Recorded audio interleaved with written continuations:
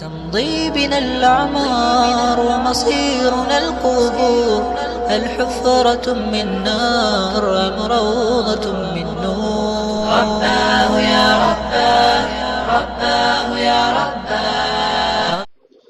سنن وضو وہ چیزیں ہیں جن کے بغیر وضو تو ہو جاتا ہے مگر ناقص رہتا ہے۔ سنن وضو وہ چیزیں ہیں جن کے بغیر وضو تو ہو جاتا ہے مگر ناقص رہتا ہے۔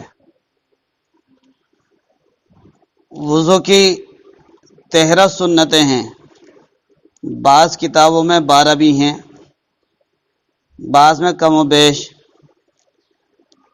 لیکن عموماً جو سنتیں گنوائی جاتی ہیں وہ 13 ہیں۔ دیکھیے نمبر 1 پر نیت کرنا۔ نیت کس چیز کی کریں گے؟ جو ہم وضو کر رہے ہیں اس کی نیت کریں کہ ہم نماز کے لیے وضو کر رہے ہیں یا پاکی کی وضو کر رہے ہیں۔ بعض موقع پر غسل نہیں کر سکتا آدمی، مجبور ہو جاتا ہے تو پاکی کا وضو کر لیتا ہے۔ اسی طریقے سے نماز کی ادائیگی کے لیے وضو کر رہے ہیں یا قرآن پاک کی تلاوت کے لیے وضو کر رہے ہیں، یہ نیت ضروری ہے کہ ہم وضو کر رہے ہیں، یہ سنت ہے۔ ورنہ آدمی ہاتھ پیر دھو رہا ہے، ہاتھ بھی دھو لیے، منہ بھی دھو لیا اور یہاں تک کہ نہا لیا، اس نے وضو کی نیت نہیں کی تو نماز تو پڑھنے چلا جائے گا، نماز ہو جائے گی اس کی، لیکن سنت ادا نہیں ہوگی۔ دوسرے نمبر 2 پر بسم اللہ پڑھنا، یعنی بسم اللہ پڑھنے میں پوری بسم اللہ پڑھنے، بسم اللہ الرحمن الرحیم۔ یہ ایک دعا ہے بسم اللہ والحمد للہ یا بسم اللہ العظیم والحمد للہ علی دین الاسلام۔ یہ چند دعائیں ملتی ہیں حصن حسین کے اندر بھی موجود ہیں، ان میں سے جو بھی چاہیں وہ پڑھ سکتے ہیں۔ بسم اللہ پڑھ لیں یا بسم اللہ والحمد للہ پڑھ لیں یا بسم اللہ العظیم والحمد للہ علی دین الاسلام، تینوں میں سے کچھ بھی پڑھ لیں، یہ سنت ہے۔ نمبر 3 پر 3 بار دونوں ہاتھ گٹوں تک دھونا۔ نمبر 4 مسواک کرنا۔ نمبر 5 3 بار کلی کرنا۔ نمبر 6 3 بار ناک میں پانی ڈالنا۔ نمبر 7 داڑھی کا خلال کرنا۔ داڑھی میں خلال کی مسنون صورت یہ ہوگی کہ دائیں ہاتھ کی ہتھیلی کو گلے کی طرف کر کے تر انگلیوں کو تھوڑی کے نیچے لے جا کر داڑھی کے درمیان سے اوپر کو نکال دیں۔ دائیں ہاتھ کی ہتھیلی کو گلے کی طرف کر کے تر انگلیوں کو تھوڑی کے نیچے لے جا کر داڑھی کے درمیان سے اوپر کو نکال دیں۔ یہ داڑھی میں خلال کرنے کا مسنون طریقہ ہے۔ نمبر 8 انگلیوں کا خلال کرنا۔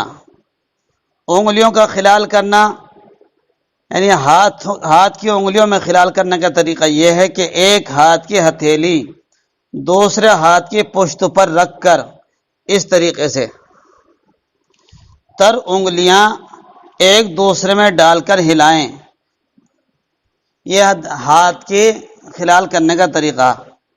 اسی طریقے دونوں ہاتھوں کو ایسے کریں گے، پہلے دانا ہاتھ بایاں ہاتھ دونوں ہاتھوں کو ایسے۔ پاؤں کی انگلیوں کا خلال کا طریقہ یہ ہے کہ پاؤں کی بائیں ہاتھ کی چھوٹی انگلی سے کریں، پاؤں کی انگلیوں میں خلال بائیں ہاتھ کی چھوٹی انگلی سے کریں۔ بہتر یہ ہے کہ دائیں پیر کی چھوٹی انگلی سے خلال شروع کریں، بائیں پیر کی چھوٹی انگلی پر ختم کریں۔ سمجھ میں آ گئی؟ داہنے پیر کی چھوٹی انگلی سے خلال شروع کریں اور بائیں پیر کی چھوٹی انگلی پر خلال ختم کر دیں۔ نمبر 9 ہر عضو کو 3 بار دھونا۔ نمبر 10 پورے سر کا مسح کرنا۔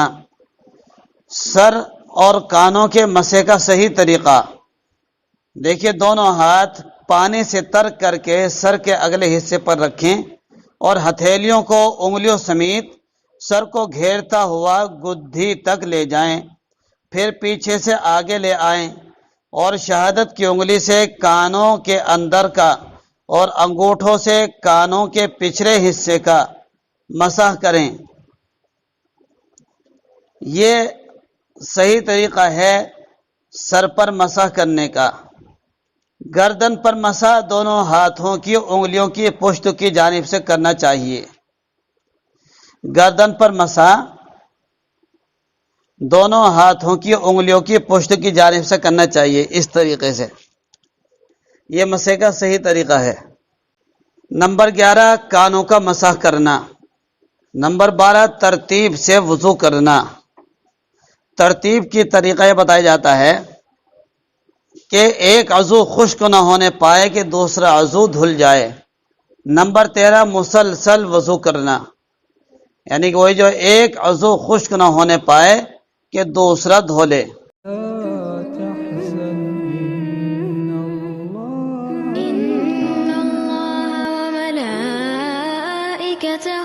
يصلون على النبي يا